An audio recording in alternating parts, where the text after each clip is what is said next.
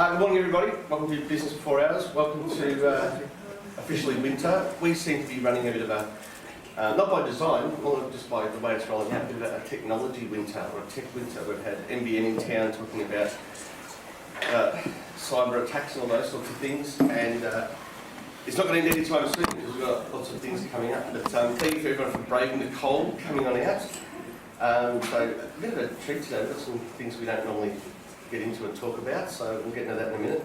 Before I get started, I would like to acknowledge the traditional owners of the land which we meet on today, the Wiradjuri people, and we do pay our respects to their elders and storytellers, past, present and in the future. With that said, I would like to welcome any dignitaries, and those in the room usually know who they are. Albury City Council, Wellington City Council, ABC Board, Business Development Board, if you are here or not. We acknowledge you. Of course, our sponsors, who we have talking today, members we have talking today, and of course, my fantastic team. For those that don't know them, Tanisha over there, Ree up the back. Morning, Ree. Chloe's here. I think she's still on coffee duty. And Gab, who will not be with us this morning because it's not her section. And Glenn's up to the session. I see you sitting there. You can't help yourself. All right, so with all those things out of the way, just in my mind sort of thinking about, this is going to be a bit different to what we've seen before. And so there's two little things I'm going to say just to set the scene here, and that is 2 points to it. There's a little girl sitting in a drawing class, drawing away, drawing a picture, and the teacher comes over and says, "What are you drawing?" And she's like, "I'm drawing a picture of God." And of course the little girl, the teacher says, "Well, no one knows what God looks like," at which the little girl says, "They will in a minute." So just hold that thought for a moment. I read just this morning that the average company in Australia has 1,061 processes, of which only 23% are automated. That's a pretty crappy stat, because the thing I read straight after on the next line said over 50% of managers and the C-suite or leadership team think that everything's peachy. So it shows the gap. So in the words of Steve Martin, have a point, it's better for the listener. My point is we don't know the things we don't know and we can't see and touch, and the world's changing rapidly. What you read, you don't even know where it came from anymore. So, and being naive about it is no longer an excuse because it's on our doorstep as a thing. So without further ado, and to tell us all about artificialness, I've got the real, I think he is actually. Yep. He's real. I've got Kevin Dash from Lightning IP who's given up his time and put this together for us. So as you can see, he's not shy. So I will let Gavin take it away. Thank you everybody for having me today. So today I'm going to talk about large language models. And particularly, you've probably all heard of ChatGPT. And basically just want to have a very brief overview of how you might be able to use it in your business and a little bit of what you need to think about when doing so.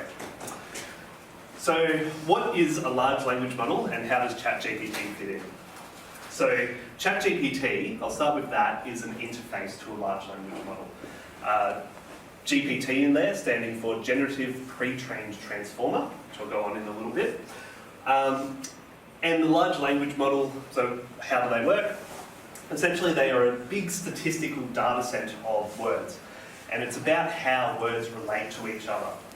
So these, and the transformer part in ChatGPT, so it's basically taking some text that you put into the transformer and spitting out something out that is natural human language. So it's something that we can understand, so it can understand what we put in, and it can create something that we understand.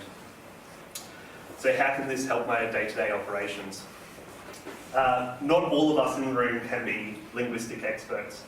So think about things that you do every day which are related to language, which is a lot of things.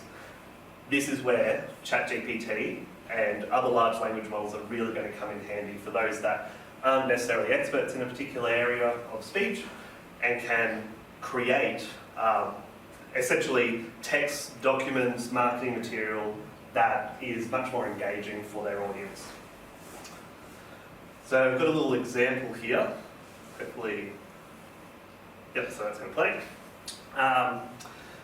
Essentially what I've given ChatGPT here is just a couple of prompts, a couple of features, and to create a prompt for a marketing campaign or a post.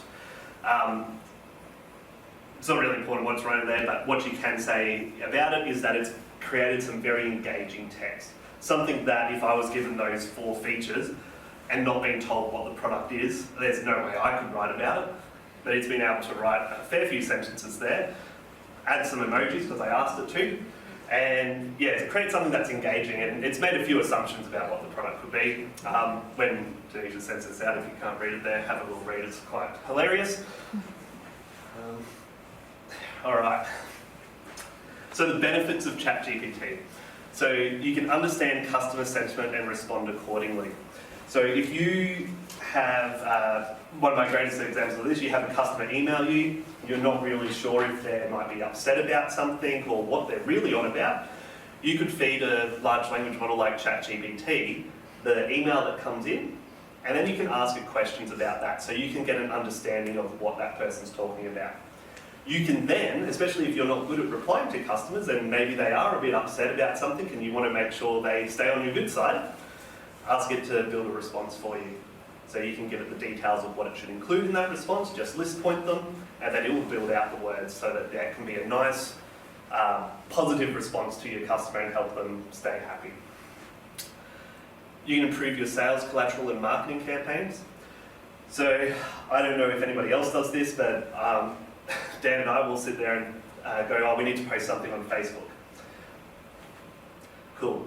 A day later, we still don't have something on Facebook, but we've spent a day working on it. Not anymore, we definitely are a lot better at this now that we can use ChatGPT. So you can definitely use it to create ideas for your marketing campaigns. And again, marketing, it's all linguistic based, so it's all about language and communication. So this is where ChatGPT can really excel. It can also be used to analyze data. So if you provide data for it to analyze, so it might be a spreadsheet or a table of data, you can ask it questions about that data. It's actually really good at understanding how data is related to each other. And it doesn't really matter the format that you give it. You might sit there and have just a CSV file, or you can have a Word document. You just paste it in, let it analyze it, and then ask it questions. It does a really, really good job at it. With everything, there are limitations. I like to say that ChatGPT isn't a silver bullet, it's just a silver tongue. So it's only as good as the data it's trained with. Now, large language models are trained with lots and lots of data. So we're talking, ChatGPT, I believe, is 175 billion parameters. That is a huge number. And when I say parameters, that is almost like words. But that's coming from sources like Reddit, just online general websites, as well as publications, things like that. It's lots and lots of data that has been trained over a long time. ChatGPT is a general knowledge base, so it's using lots of sources over a wide range of fields. But you can go out there and find large language models that are like related to medical or manufacturing, so they're going to have a bit of a bias to those fields, but more information specific to those. Good output depends on good prompts. So people might say, oh, this is going to replace jobs. It's probably not going to replace jobs. Jobs are going to change to require the skill set of writing good prompts though. So writing a good prompt, and I've seen a list recently that was like 20 points long, the 20 things you need to include in every prompt. That's a lot, but that gives you a good explanation or insight into how much information you can put into it to get a good response back. And I will go into a bit more about prompts in a sec. So it's not good with complex or technical language. So I talked about medical just before and manufacturing. If you do have a niche industry, you may find that ChatGPT doesn't have a lot of information about your industry. Therefore, once you start getting into that technical, the information's just not there. So writing good prompts. You should make your requests specific. So when I say this, you want to be not so vague. So we've probably all been in sales at one point, and you get that customer that calls up and says, oh yeah, this is, what's the price on this? Very vague about what they want it for or anything. As a salesperson, you know to prompt and ask some qualifying questions to find out exactly what they asked after. ChatGPT doesn't know to do that with you. So if you are asking a request, make sure you specify exactly what you want out of it. So you might want, if you're analysing data, you might want data between January and March, not the whole data set. If you do that, the output will be a lot better for you. Provide context as required. Recently, I wrote a letter to our local MPs, and I provided the context of who the MPs were, what portfolios they had, and why it was important that they received the letter. That context, and I can tell you, was very successful in getting what I needed out of the MPs. So it's very important that you give that extra little bit, because the outputs will then reflect that context. Start new conversations for new topics. So if you haven't had a chance to look at ChatGPT yet, essentially it's a bit of a chat interface, kind of like Facebook Messenger. You type to it, it types back. When you are talking about something, and maybe you're just talking about cows, for instance, you're asking questions and you're finding out all the information you need about cows, and then all of a sudden you go, oh wait, I want to know a bit more about trucks. So you start typing about trucks. That whole history gets sent to ChatGPT, so it's saying, oh, you're talking about trucks and you've been talking about cows, you must be talking about cattle transport. But you might not be after that at all. So it's important that you start new conversations for any new line of thought, any new topics. If you have been using ChatGPT, this is probably something that you can get out of this discussion, is privacy and compliance, if you haven't thought about this so far. These are the three big things that I think that you should think about. So how and where data is stored.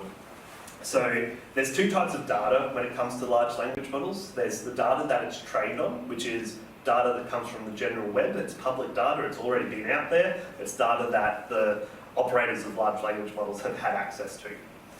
You're generally not going to be in control of that data, although it may have found data about you or your business just in online sources. But then there's the data that you put in as prompts, so what you ask it in questions and what it responds. Now, if anyone's used ChatGPT, you can go and log in on another computer and your history's there. So that's stored somewhere. Where that's stored, whether that's important to you, is something that you should have a consideration for. A lot of these large language models are currently in the research phase, so they don't have a lot of options about data sovereignty. So make sure you're careful with that if that's important for your industry.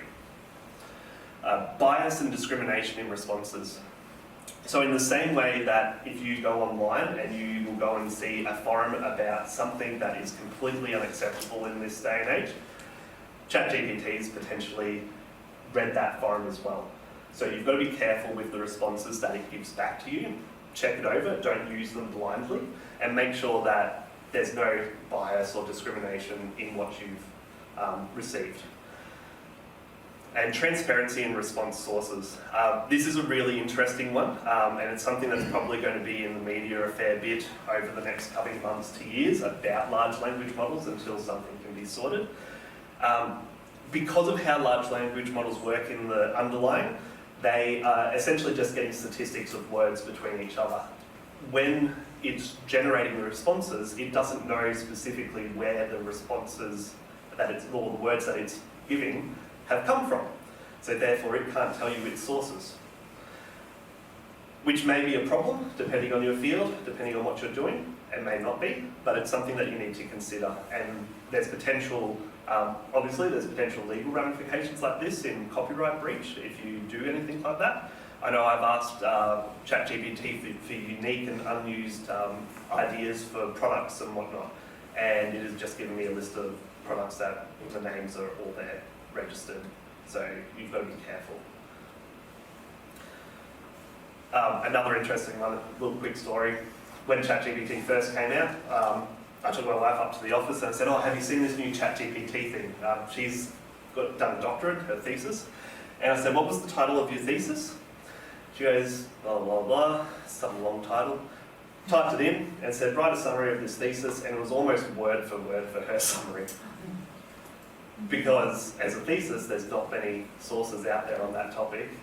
It was, we believe that her publications had just met the cutoff for the data that was stored in there. It's very interesting to see. So a conclusion here. So ChatGPT can provide you with a helpful assistant to your daily operations. No doubt about it. Ask it questions, ask it how to do things, that information's there. Be aware of the limitations. So make sure that you are careful about what data is you're putting in there and it's getting stored. Be careful about how you use the data that's output. Make sure you verify it, especially if you're using facts and statistics out of it. Don't just blindly accept that they're right. And learn more.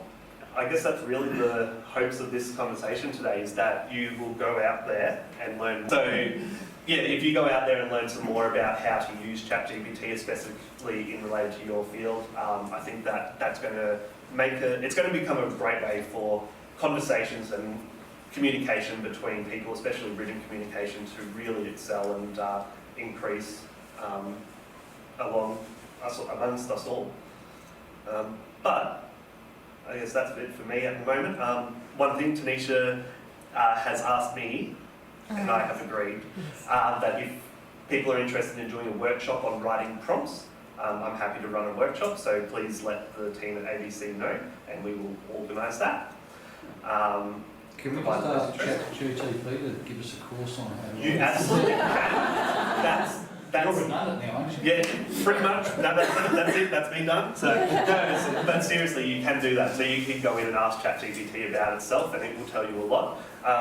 Sometimes a one-on-one workshop, we all sometimes like that human interaction. And as Glenn said, I am real. So yeah. But any other questions that you might have for me that I might be able to answer? Yes. So, for example, when you're feeding in like Excel or database type stuff, how do you set the parameters for something like headers? Because obviously we might use software, we use called ServiceMate, and when it spits out data, the top headers are just gobbledygook. Am I going to write a full message back? So you might have to. So in general, I would try to copy all the data, including headers, and even if it pastes into the ChatGPT interface really weird, it usually picks it up really well. And so it's still pretty understanding about how it takes the formatting of how the text is. But yeah, sometimes you might just have to correct it, and that's one of the good things about how it stores the history, is you can say, sorry, you picked up that header wrong, make sure you do this, and that header really means this, and it will actually take that into consideration for future prompts. Awesome. Thank you. Yes? Cost. Okay, so Processing. I want to try and I've used ChatGPT, the term there, because ChatGPT is well known. OpenAI, which is the parent company, is offering ChatGPT for free as a basic version under its research program at the moment. There is also other tools such as Microsoft's Bing Chat has been launched, and that is built on OpenAI's GPT-4, which is the next version. And it has kind of been geared towards search. So if you're looking for things, it's really good for helping you find things. And it can give sources back. But then you've got ChatGPT Plus, which I think runs at $25 US a month. And that's got some additional features. So it's got more parameters that they've built the back end behind. So it can produce text faster and more natural and understand a few more things. And they've built plugins to it as well, so you can plug it in, so you might be able to, I don't know what the plugins are, but there's heaps of them and they're just going to grow, but you could connect your Xero and ask it data about your accountings and then eliminate the need for an accountant.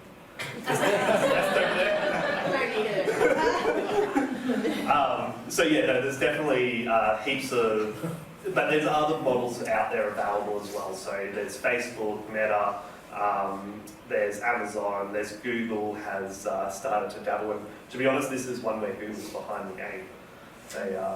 OpenAI, which is backed by Microsoft, have just done an absolutely fantastic job, and they've created a true pivot point in technology, and this is only the beginning.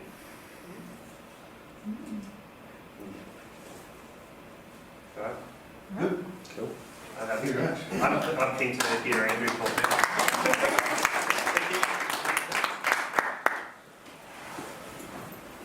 Thank you, Gavin. By the way, Gavin doesn't exist. It's just a hologram. That whole presentation was done by ChatGPT, sent and beamed down. Thank you very much. Next I've got Andrew, who's going to... Actually, I'm not going to even run the phone. I'm actually looking forward to that. Thank you very much. Take it away. No worries. I'm actually really glad that we've got people like Gavin talking about ChatGPT, because I talk about it with everybody and I'm a bit tired of talking about it, my throat gets sore. But we're at a real pivot point in the history of technology and it shouldn't be underestimated. So I heard Mark Andreessen recently say that he feels that AI and ChatGPT, things like that, are as important a change, or maybe more, than electricity and the microchip. So imagine trying to do business without electricity, or your computer, or your phone, or anything like that. You just wouldn't try. So it's very early days. People are just trying to find their feet with this, but some of the things that come out with this will change society. So I say get in front of it and ride the wave rather than scramble and be left behind. But there's other advances in technology which are making this much more accessible, and that's what I'm going to talk about today. So low code is something that's really, sort of the last 10 years, maybe a little bit more, has been starting, but the last 5 years, and particularly the last couple of years, have really come into its own. I'm going to talk about what it is just from a conceptual level, how you might get started as an organisation using it, and then how you might approach more complex projects. And where it fits, I'll sort of mention where AI can really help and fit in with this as well. So what is low code? Well, it used to be, and back when I was sitting in boardrooms with middle-aged men working out budgets and projects and things like that and wearing a suit, we would talk about whether we could run up systems for certain projects, and it was always really expensive. It was super expensive and you nearly always get told no. Now that I am a middle-aged man, I choose to wear a suit less often and don't sit in a boardroom as much. But the cost of this stuff has come way, way down. And we're basically jumped onto low code because it's such an important change as well for small to medium businesses. Because what used to only be available to the big guys for innovation and customizing things for yourself is now available to most businesses. So I use the analogy of Lego because instead of writing sections of code and understanding how that code works, low-code platforms generally work a bit like Lego. So you kind of know what you want to build, you bring in the parts that they've got, and you put them in and you set a few things. I say low-code, some people call it no-code, but I think that's a bit of a misnomer because if you get advanced, there is always code sitting behind it. And you probably, if you get really advanced, you need someone behind it to work with that code. But for the most part, a lot of these are no code now. So someone with no coding experience could build an app or a workflow, all sorts of things.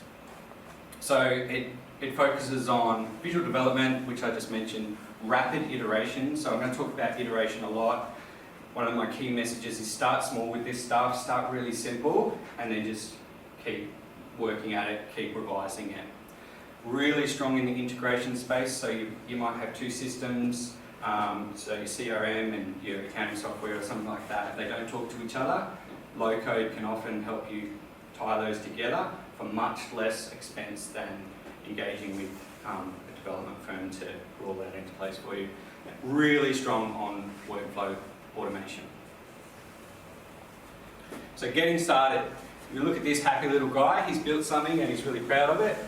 It's not the prettiest thing in the world, it's probably not that functional, but he's made a start and that's fantastic and he is going places. So how do you get started? Well, it can be hard to come up with ideas initially, but I always say to people, look for pain and opportunity. Now, pain usually comes in the form of an Excel spreadsheet that 50 people have been managing for the last 10 years and it's out of control and it's just painful. That often can be turned into a system. And with things like Microsoft Power Platform, often it can turn that into an app automatically, as long as it's formatted in the right way. And that's a starting point that you can build on from there. Saves weeks of work. Opportunity is, I say, listen for when people are saying, oh, I wish we could just blah. Or wouldn't it be great if we didn't have to blah. That's opportunity. Try before you buy. There's a lot of no-code solutions out there. It's really good to, initially I'll just jump on YouTube, just watch some demos of these different things, ask people. My email's at the end. Send me an email if you want, like tell me what you're interested in and I'll give you some ideas of what platforms to use. I've used a lot of them. A lot of them I use regularly. A lot of them I'll never go back to, so just ask. This point here though, if you don't take anything else away, I would take this away. Start small, iterate, and then learn from that. Don't try and go big straight away. It just doesn't work. And then make it fun, collaborate, make sure people have support, and keep things moving. So now that you've started to dabble, how do we create a culture where we're actually going to do something with this? Because often these initiatives can kind of lose a lot of traction. So these are the 4 points that I've seen work in different organisations. So one, identify your champions. So what I mean by that is people who are going to help move this forward. So they may not necessarily be technical, but you'll probably want some technical people in the group. Basically people who have a strong inclination towards innovation and problem solving and enjoy it, and enjoy coming up with solutions to things and then seeing that in play. Give them some room to play, so that just means time, resources, and encourage them to take risks. Look, it might be just a certain afternoon once a week we're going to experiment with this and we're going to try out some ideas and we're going to work on this project, whatever it might be. And then celebrate the wins and celebrate the losses. So early on you're going to have a lot of losses. You're going to create apps which are ugly. I've created a lot of ugly apps. Thankfully now my wife does all the design work, so they're really nice and I take credit for that. But you're going to have stuff that's clunky, a little bit broken. That's why you start small, start low risk, experiment, and you'll be surprised how that will snowball into some really big wins. And then ask the right questions. So I often say to people, I read this somewhere a few years ago, don't ask how can we do this, because what happens is when you ask a group of people, so you ask yourself, how can we do this? That word can, for some reason, brings in all these constraints. They start thinking about what's going to stop them doing this or what's going to stop them doing that. But if you say, how might we do this, and explain to them that, that means any ideas are okay. Those constraints come off and you might get some really good innovative ideas. So an example I read about this in North America years ago, there's a power company and the power lines would freeze over and it would take the power down for massive regions, and they used to say, oh, how can we fix this? And they try and think of ideas, but they just couldn't think of anything. And then they said, well, how might we fix this? And they put all these crazy ideas on the board, and one of those ideas was, oh, I can fly a helicopter up there and fix it. And they whittled everything away, but what they actually found was, actually, if you fly a helicopter along these power lines, it shakes all the snow and ice off, and it fixes the problem. But they only got to that because they started saying, how might we do this? So get some crazy ideas out there.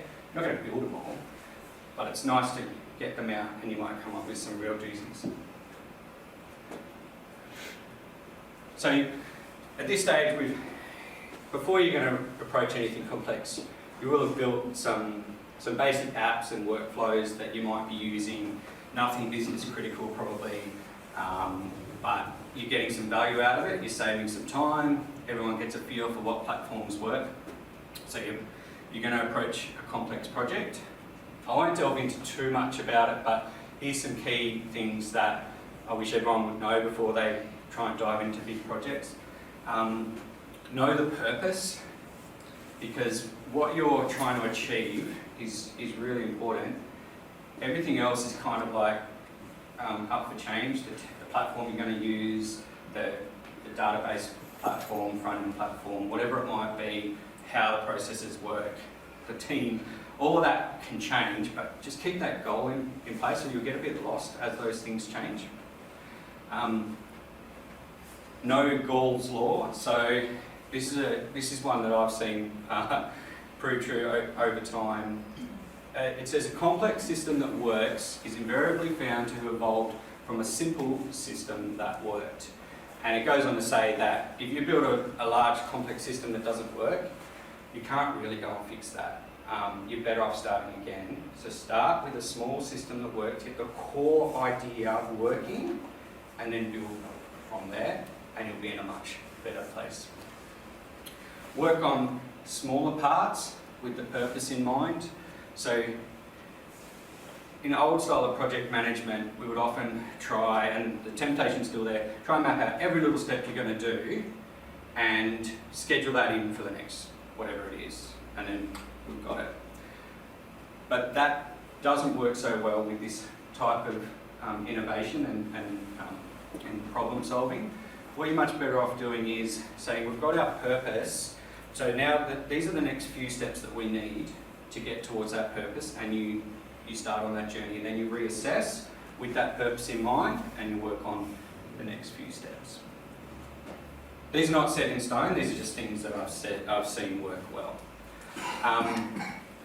From a project management point of view, Kanban boards are really good rather than waterfall. So instead of big Gantt charts that flow on forever, trying to map out every detail of what we're going to build here, they have their place for sure, but often they're for projects where a lot of things are quite known. When you enter into a lot of these, there's quite a lot of unknowns, and you might want to pivot halfway through. It's a lot harder if you've set everything out. Whereas a Kanban board, I don't know if people are using them often, but you do see them everywhere. Things like Trello and Microsoft Planner, different things. They're basically where you have a bunch of columns, a bunch of tasks, and you move stuff across. So it might be as simple as you've got 3 columns: to do, doing, and done. And you get your little nest of your next tasks, you put them in there, and you move them across. And you can spread those columns out however you want. So when we're doing a software package, we have a few more columns that sort of focus on quality. So we'll have our to-do column, which is revised constantly, but basically then we go to a planning phase, and then we design the UI, we build it, but then we send it to a QA phase where it gets rigorously tested, and then my wife points out all the stuff that doesn't work, and then me and the engineers fix that, and then it goes to a testing phase, and only after that is it done. So everything goes through those stages, and it's more about what work we got on our plate and moving those little items ahead. And then know where your support is coming from. So it might be that you need some outside support, or you might need to get some contractors in, or whatever it might be. But if you follow those things, you'll be in a much better place to get this complex project off the ground and working. In line with that, just one of the last things that I want to mention, I won't delve into this, but it's good to have a concept of this in your mind, even though you're not going to do it when you start. You want to know that there's this thing called application lifecycle management. Now, I won't nerd out with this too much, but basically, you know, when you're using Chrome and it says, oh, you've got an update, so when you're ready, click it, and it restarts, and you probably don't even know what it did, but nothing broke and it's all working. That doesn't happen so smoothly by accident. That is application lifecycle management, and there's a lot of stuff that goes into play so that by the time the end user who's doing the work in the business gets the new version, it's smooth, it's seamless, it's not broken. So there's 3 approaches, and all of them are okay for different scenarios. So no ALM is fine. That's basically when you're directly editing, might be an app or a workflow, something like that. So as soon as you make a change, it's live. Not great for business critical apps, but if you just have a personal productivity app that maybe works with ChatGPT to, you know, come up with ideas for blog posts or something like that, you don't care if you break it, or you might be experimenting. Who cares if you break it? It's only you using it, doesn't matter. Basic application lifecycle management is, you might have, say, a development environment where you're building it and those changes only really you see. So you break it, you build it, you change it. but then you move it to a test environment and then a live environment, and that's where the changes that have been tested and fixed are live. So simple apps with low business impact, you might have a few people using it, but it's not business critical. If it went offline because you made introduced a bug and it was offline for a day or two, who cares? They'll get to it on Thursday or whatever, it doesn't matter. But advanced ALM, that's for business critical apps, complex apps and complex workflows where you don't want this thing to go down. You want to improve it over time, but you don't want it to break. So I won't go into these concepts, but basically in the background, you're going to have people managing source code. So like I said, there is code behind this thing. You might be managing that and having people work on different parts. You'll have managed environments and you'll have pipeline automation, things like that, so that when there's an update, someone presses a button rather than manually moving things, and it flows through, stops if there's errors, they fix them. The end result is that you get that experience where the end user might be out on the road using their app. It says, oh, you're using an old version of this app, would you like to update? They click update, but really like this, and they keep going. So they haven't clicked update, and then you're going, oh, this doesn't work.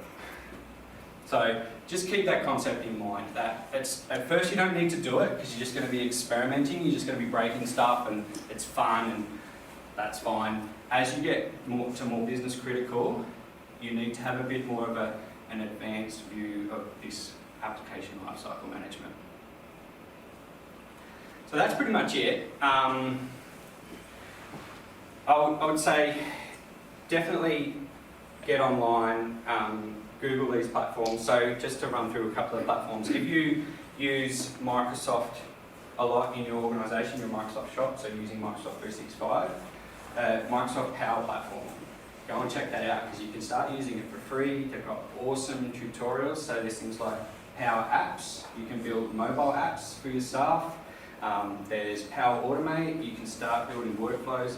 So many templates on there for workflows that are already there, so fire up a template and just use it or tweak it, get in and learn, get in and break stuff, and it links in with all of the rest of Microsoft, and there's something like 250 connectors or something in there as well, so you can connect out to your MailChimp, all of your other services. If you're not Microsoft Shop or you have some different needs, things like Bubble, so bubble.io, it's one of my favourite front-end editors because it's quite flexible and it has a pretty decent database built in with it and the costs aren't too high. There's also things like WeWeb and Webflow, things like that. But if you have any questions or you have an idea or you're not sure which sort of platforms you need to look at, just send me an email and I'll send you some links to some good ones or some videos. I've wasted a lot of evenings nerding out and this stuff, so I'm happy to share that knowledge. Then I feel like it's been useful. So that's good. If you want to see something in action, if you jump on to Noah.io, that's a no-code app that we've built, which it's a knowledge-based app that uses AI to manage the information that you've got in there. So it's your information, it's stored in Australia, but it uses AI to make sense of it. You can do voice recordings, upload PDFs and the like, and then you can ask questions of it. It's free to try, to give you a feel for what you can do with no-code app development. So that I'm pretty sure that all of the applications we've used that for are really no-code. So that's why I use it as an example. So we haven't had to go and do a lot of coding in the background. We were able to build most of this using just the visual. So that's why I use that as an example of what people can do.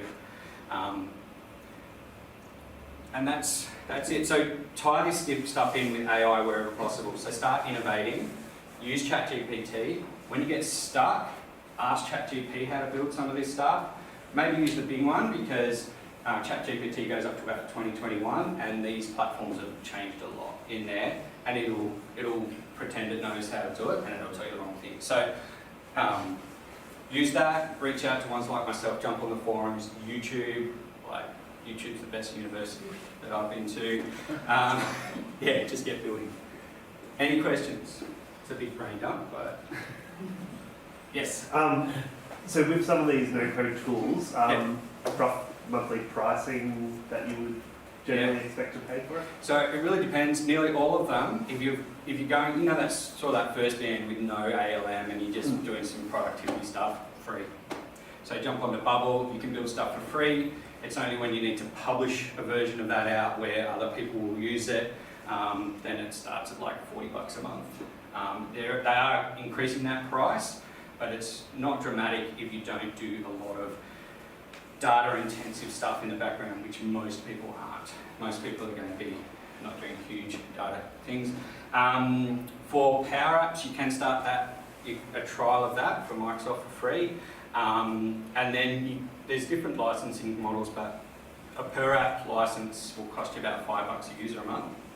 If you want that user to have as many apps as they want and all the premium plugins, it's about $25 a month per user. So bear in mind that can get expensive quickly. So if you're unsure about licensing, reach out to someone who's done a lot of it, because Microsoft licensing is always a bit of a minefield. With the Microsoft side of things though, they work on a system of premium and standard plugins and services. So if you always stay on the standard side, it doesn't cost you anything more than your Business 365 license. It's only when you start using premium things to use things like a different data service or their Dataverse service, which actually is a really good value, I think, at $5 a person, because you don't have to run up any cloud SQL servers or anything like that. It's a really good little database. And then it kind of goes up from there. So as this business scales up, just say you built an app that you're actually going to have thousands of users jump on, most of these services will tier that up. So you start with like a free one and you go to like a launch model, and then as you get bigger, basically you go up a step, and yeah, really simple. So you can start for free, guys. Okay. Any other questions? If you have questions that you don't want to sing out, just come and sing it afterwards and I'll answer them.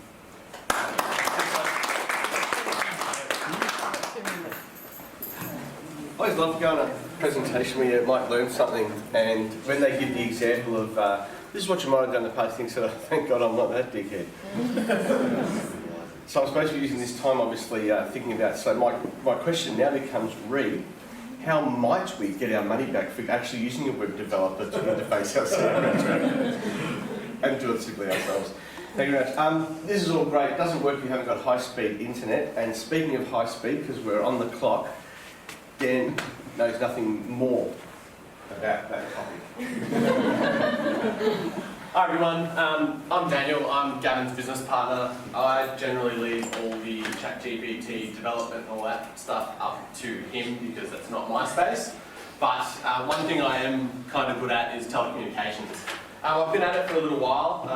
I actually tried to think about this last night. How long have I been in telco?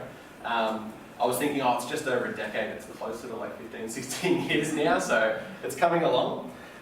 So Gav and Andrew both talked about ChatGPT and how it's sort of like a pivot point in how we're going to do things in business going forward. I think at the moment we've got the NBN Fibre Connect program, which is running out across Albury-Wodonga at the moment, which is going to be a pivotal point for how your business connects. So at the moment, most businesses around here would be connecting using fibre to the node technology, which is the fibre comes out to a cabinet in the street, and then from there it uses the old telephone line to your premise. It's prone to issues, it's prone to dropouts. We've all had that Zoom meeting where you're halfway through and then suddenly the internet cuts out and you go, what do I do? So that's where the new fibre will come into play. So with the Fibre Connect program, NBN's actually going to be rolling out fibre all the way to your premises. This includes business and residential. So this will open up the possibilities of what you can do in your business. So at the moment, you've got the limitations of fibre to the node. Depending on how far you are from the node, you could have speeds from 25 megabits up to 100 if you're lucky. But with the fibre, you can get up to near gigabit speeds. So it definitely opens up a lot more of what you can do. As your teams start to use all these apps and online tools and things like that, you're going to have more use on your connection. So the more staff you have, you'll have a bigger pipe to feed everybody. So that's where that's going. So what do you need to do to get fibre? So all you need to do is contact a participating provider. There's about 40 of us. Lightning IP is one of them. As a part of that, your provider will contact NBN Co, will order a high-speed service, so you need to commit to a higher speed tier for a period of around 12 months. And when we do that order, it'll actually trigger off to NBN Co to organise tech appointments and things like that to actually come out and do the fibre build to your premise in an on-demand style. The period that this generally takes, they're targeting 19 business days. It's pretty advantageous, I'd say. Probably expect more around a bit over a month.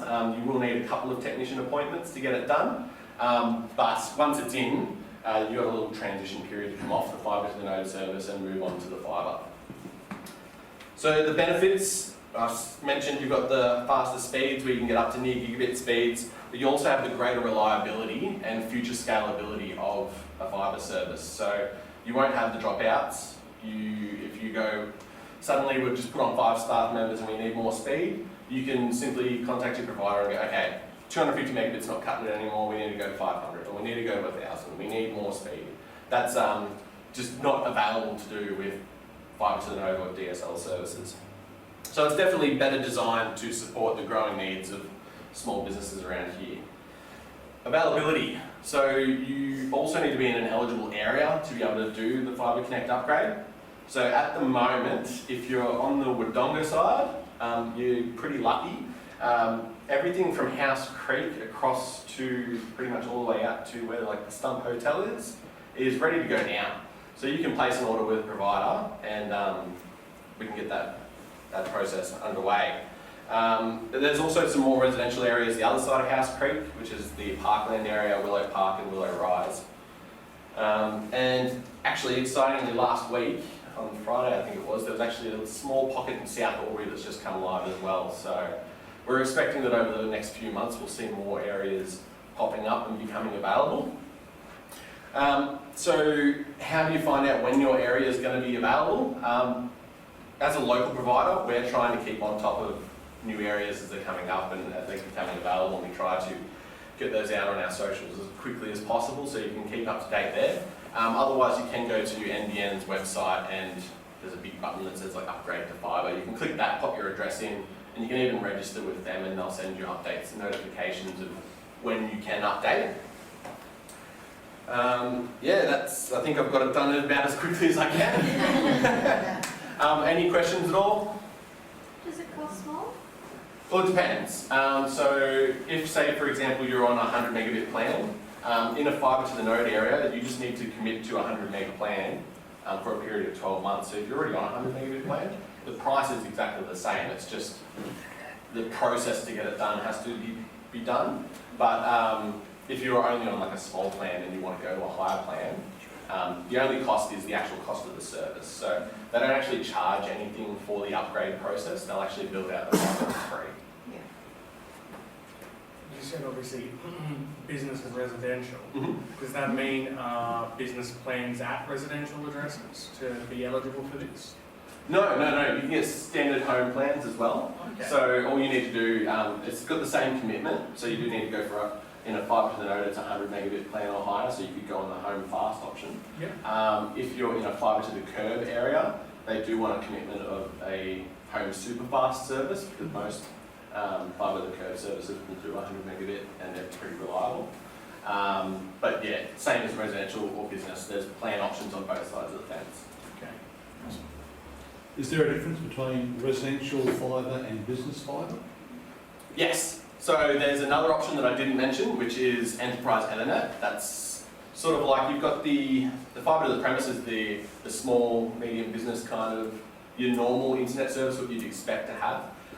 When you do get up to enterprise Ethernet, then you're going to be looking at more symmetrical services. So you're talking 100 megabit down, 100 megabit up, all the way up to, we can do services up to 10 gigabit down and 10 gigabit up. It's the workhorse for large business and enterprise. So when you're talking teams of maybe 30 and above, you're going to be looking at, okay, yeah, we want gigabit symmetrical, or we want enhanced SLAs, we want uptime guarantees. You can get those on the standard fibre network as well. Like we do have some of our business priority plans, which do have a NBN service with an SLA, so you're getting faster fault rectification. So if somebody digs up the fibre in your street, they're going to be coming out and fixing your service before the residential services, things like that. But yeah, there's definitely other options as well in that more business enterprise space that are available as well.